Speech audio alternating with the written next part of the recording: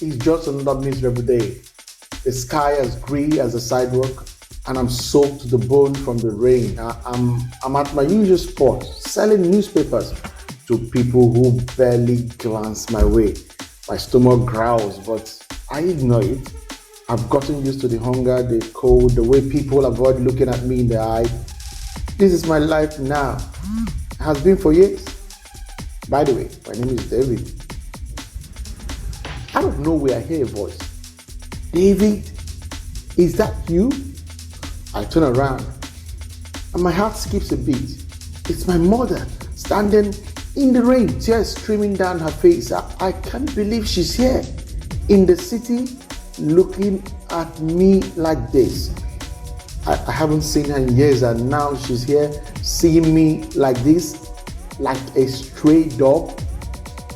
Mama, what are you doing here? I asked, my voice shaking. She grasps my hands and I can feel her trembling. David, something's happened. I got a call from a lawyer. Your father, he's passed away. I'm stunned. My father, the man I never knew, never even thought about, and now he's gone. Mama, what? Why would a lawyer call you? She takes a deep breath, trying to steady herself. David, your father left us something.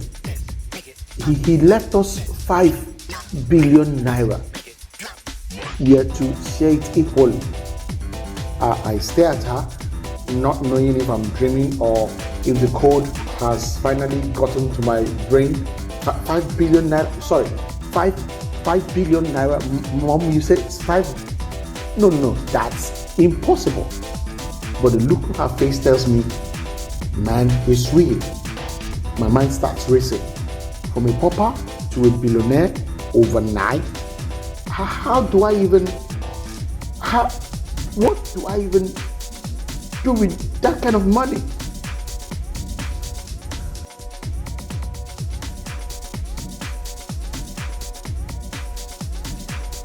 The next day, I can't stop thinking about the money. 5 billion naira, 5 billion naira, 5 billion naira is like a weight on my mind.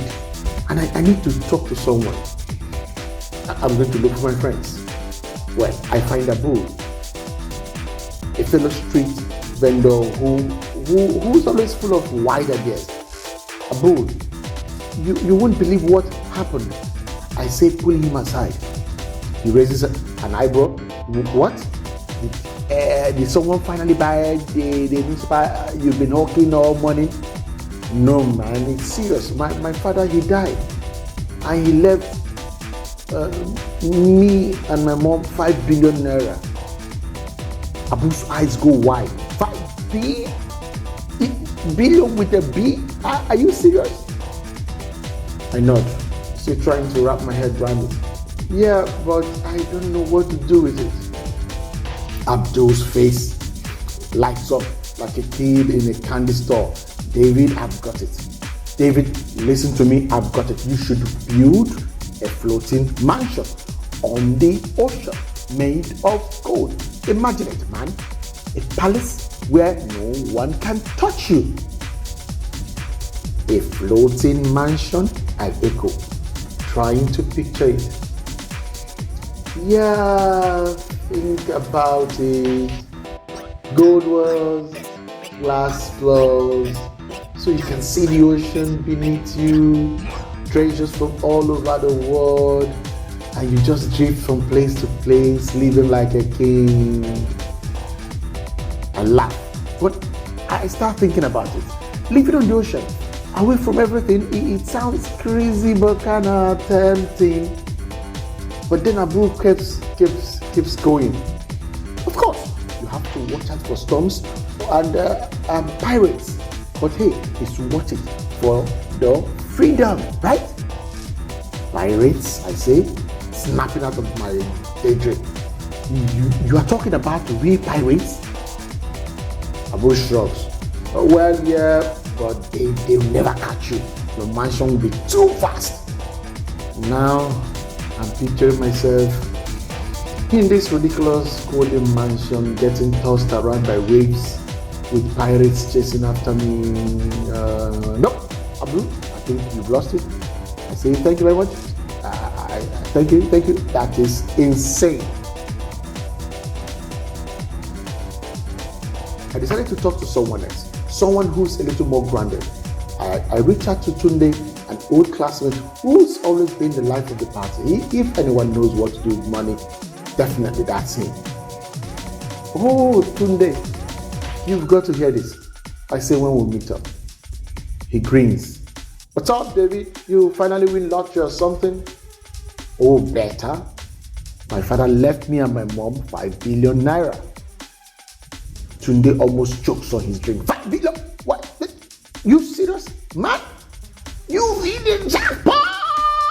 5 billion? Yeah. But I don't know what to do with it, I admit. Tunde leans in, eyes gleaming. David, you know what you need to do? Throw the biggest party the world has ever seen. I'm talking about renting an entire island, flying in guests from all over the world, getting the top artists to perform. We'll party for weeks. I can't help but laugh. An island for a party? Yeah, man. I imagine it. Champagne flowing, celebrities everywhere, luxury yacht, anchored off the coast. It would be the event of the century. Tunde's enthusiasm is infectious, and I start picturing it. Music blaring, lights flashing, and the world's elite partying like there's no tomorrow. But then I think about what comes after. So, Tunde, what comes after the party is over? He shrugs. Who cares? You have memories for a lifetime. But when I'm imagining the aftermath, waking up on a trash island, the guests gone, the money spent, all that left is empty island and even emptier bank account. No, today I'm not sure that's the smartest idea. I say slowly. He grins unbothered. You've got 5 billion. David, leave it alone. Now, I need to talk to someone else. Well, I talked to Chika. Chika is a friend who always been very serious about her faith. She's the only one I know who doesn't get caught up in the world's craziness. Hello, Chika, I need your advice. I start. She looks at me with concern. David, what's wrong? It's not really wrong. My father, he passed away, and he left me and my mom 5 billion naira. Chika's eyes widen, but she stays calm. That's a lot of money, David. What are you going to do? That's the thing, I replied. I don't know. Abu wants me to build a floating mansion. Do they think I should throw a huge party? I just don't know. Chika shakes her head. David, this is a blessing, but it's also a test. The best thing you can do is to give it away. Use it to help those in need. Give it away and a bit surprised. Yes, that's it. Building schools, hospitals, feeding the hungry. You could change so many lives, David. She went on with her pastor voice. As she talks, I start to see the possibilities. I imagine children smiling in new uniforms, families receiving medical care, entire communities being lifted out of poverty. It's so beautiful. And for a moment, I feel like this could be the right path. But Chika continues. David, I think you should give it all away. Keep nothing for yourself. All of it? I ask, my heart sinking. Yes, all of it. Trust in God to provide for you. I start to imagine it, giving away everything, leaving myself with nothing again. I see myself back on the streets, this time with the knowledge that I could have changed my life, but chose not to. Oh, it's a terrifying thought. Chika, I'm not sure I can do it. I admit, I can't. My voice barely above a whisper. She nods, understanding. It's a hard choice, David, but remember, wealth is a responsibility, not just a gift. Oh, feeling more confused than ever, I decide to talk to Sheyi, a guy who's seen too much in the world's darker side. He's always been a little cynic, and I figure he might have a different take. Sheyi, please come. I need your advice. I say when we meet. He gives me a skeptical look. Hey, what's going on? My father passed away and left me 5 billion naira. She's eyes narrow. That kind of money is dangerous. You need to be careful. Careful? How? Don't let anyone know you have it.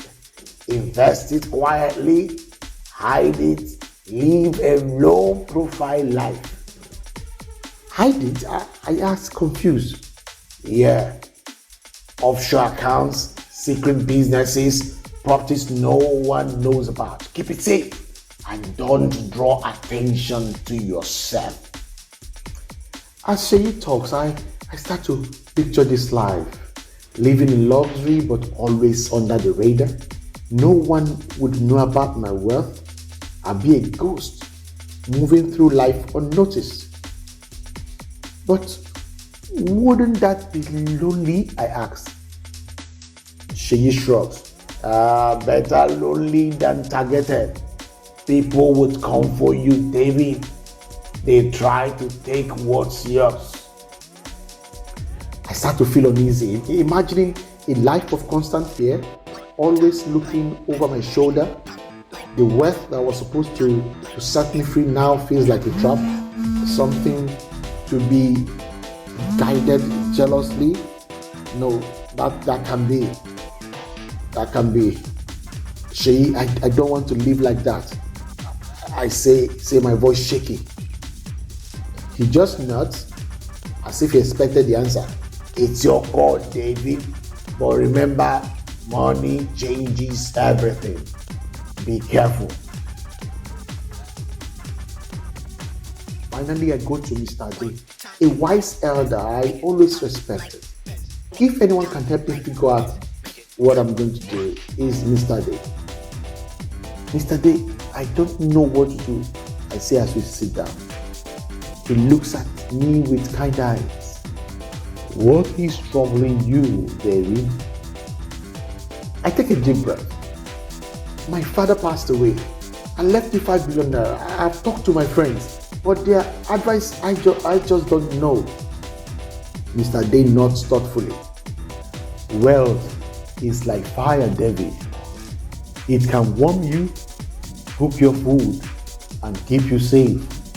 But you have to be careful, because if you're not, it can burn everything to the ground. What should I do? I ask. I need your guidance desperately. Invest in yourself, David. Education, skills, experiences, things that will enrich your life. Also invest in your community. Create opportunities for others to rise with you. But don't forget to enjoy life. Travel, see the world, create memories. What's the point of work if you don't live? His words are like balm calming the storm inside me. But then he tells me a story about a time when he too came into a large sum of money. He made mistakes, lost everything, and only found balance after hitting rock bottom. I sit there absorbing everything he said. It all makes sense, but I'm still unsure. The weight of the decision feels heavy on my shoulders. Thank you, Mr. D, I said quietly. He smiles gently. Whatever you choose, David, make sure it's something you can live with. Alright, I'm tired. Guys, I don't know what to do. Just help me. If it was you, what would you do?